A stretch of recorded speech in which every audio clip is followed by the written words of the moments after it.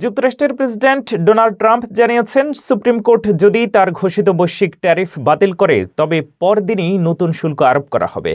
এই সিদ্ধান্ত ট্রাম্পের নির্বাহী ক্ষমতার বিস্তার এবং আন্তর্জাতিক বাণিজ্যে কড়া অবস্থানের পরিচায়ক।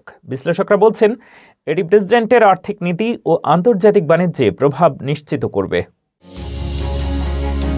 যুক্তরাষ্ট্রের প্রেসিডেন্ট ডোনাল্ড ট্রাম্পের প্রশাসন যদি সুপ্রিম কোর্ট তার ঘোষিত বৈশ্বিক ট্যারিফ বাতিল করে তবে তাৎক্ষণিকভাবে নতুন ট্যারিফ আরোপ করবে, এটি জানিয়েছেন যুক্তরাষ্ট্রের trade representative Jamieson Greer. New York টাইমসের সঙ্গে সাক্ষাৎকারে তিনি জানিয়েছেন, পরের দিনেই আমরা নতুন শুল্ক আরোপ শুরু করব।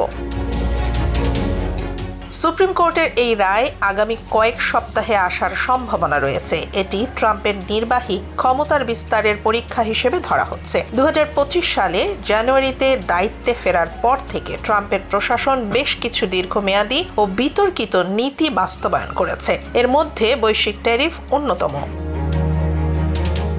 গ্রিয়ার জানিয়েছেন, প্রশাসন নতুন ট্যারিফের মাধ্যমে আগের শুল্কের স্থলাভিষিক্ত ব্যবস্থা নেবে, যাতে আমদানিকারক ও যুক্তরাষ্ট্রের অর্থনীতির ওপর প্রভাব নিয়ন্ত্রণে রাখা যায়। তবে ট্রেড রিপ্রেজেন্টেটিভ অফিস এখনও আনুষ্ঠানিকভাবে মন্তব্য করেনি।